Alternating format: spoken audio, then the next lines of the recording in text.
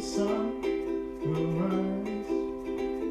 The sun will rise. Oh, it's gone right. The sun will rise on us. Hi everyone, welcome to the City Lighthouse Theatre Company's YouTube channel.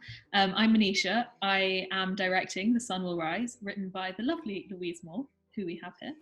And we thought it'd be nice to just ask her a few questions so you guys can get a gist of what the play is about and why you should come see it. So Louise, if you want to kind of introduce yourself and tell everyone a bit about who you are.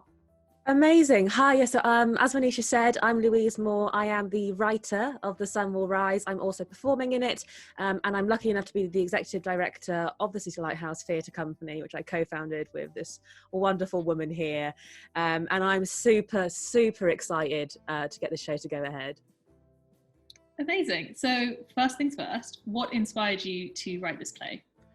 Well, I remember actually the very first day that I started writing this play very, very clearly, because I was having a really bad time. Like, my personal life at that time wasn't going very well. I was having quite a few issues with my mental health. And it was in my last year of university. And I remember I just started writing down like monologues and things just to kind of get creative in that mindset.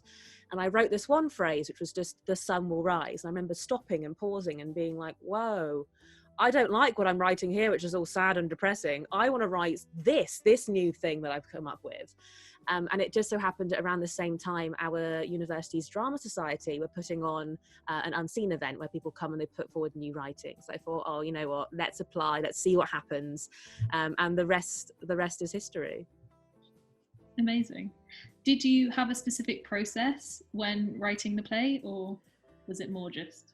Sort of, but it was very different to anything else that I've written before, because with The Sun Will Rise, the main integral scene, which was the one that was initially performed at that Scratch Night, which got such amazing responses, was the middle of the play. There's stuff that came before it, there was stuff that came after it, which had no context when we were performing it. It was just this one little kind of like thing.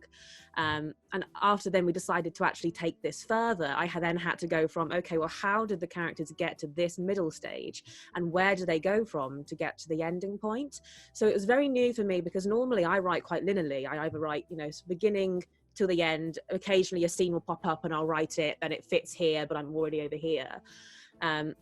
But yeah, it was different for me, but also really exciting, because it was a new way of doing it, and it made it, I think, much more creative, because I was having to make it myself think more creatively as to how the characters kind of get to where they are. Yeah, and kind of piecing it together backwards. Yeah, great. Why do you think this is an important story to tell? I think it's such... Also, sorry. Probably with that is probably worth summarising what the play is about. Mm-hmm.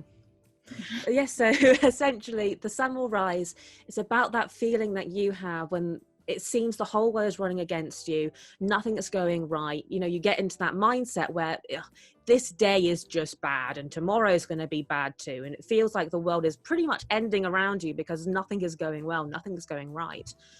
But the only promise that we have as people, that things are going to get better and that things aren't going to be this exact way forever, is that no matter what you do and what you say, tomorrow morning, that sun is going to rise up on a new day, whether you like it or not. And that day you haven't touched yet. That is full of potential and possibility. It might be worse. It might be.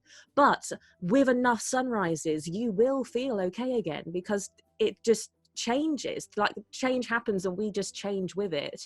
And it's just that kind of feeling of, okay, well, today might be out of my control, but tomorrow hasn't happened yet, and I can make tomorrow better for me. And it's that situation where the sun rising shows you that time is passing, that change is happening, and then what you do in that day completely can change your life around.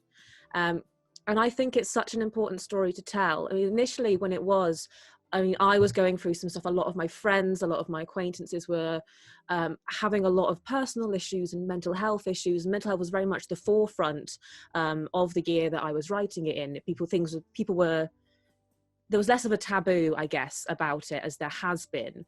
And it was just this important message of, you aren't alone in whatever you're feeling. You're not alone in it. You might not have been able to tell anyone about it, but you're not alone in feeling those things. And not only are you not alone, but it's not going to be this way forever, and things are going to get better. And you have people around you, whether you think you do or not, you have people around you that can help you and that will help you.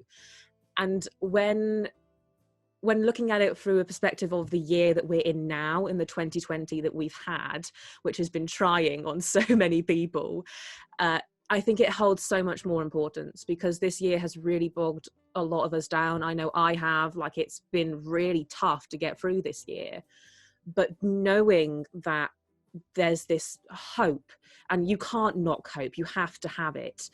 There's this hope that there's tomorrow, there's the day after tomorrow, there's change, there's future, there's life, there's a sun that is going to rise eventually. Yes, I think in the climate that we're in now, where it's so easy to be so negative, it's important to have that just one little spark of like optimistic hope that says, yeah, sure, today isn't great, but what about tomorrow? You know, what about the day after? We don't know yet. Yeah, completely. And my final question, I feel like you've kind of answered already. It was, what do you want the audience to leave feeling? I mostly want them to leave feeling, oh, you know, I'm not alone. These things that I've been thinking, these thoughts I've been feeling, I'm not alone in them. And not only that, I want them to have that feeling of hope when they leave the auditorium, when they finish watching it, or however they're perceiving the play. I want them to leave thinking, okay, maybe today wasn't great, maybe yesterday wasn't great, maybe tomorrow won't be great, but that doesn't mean that I'm never going to be okay again.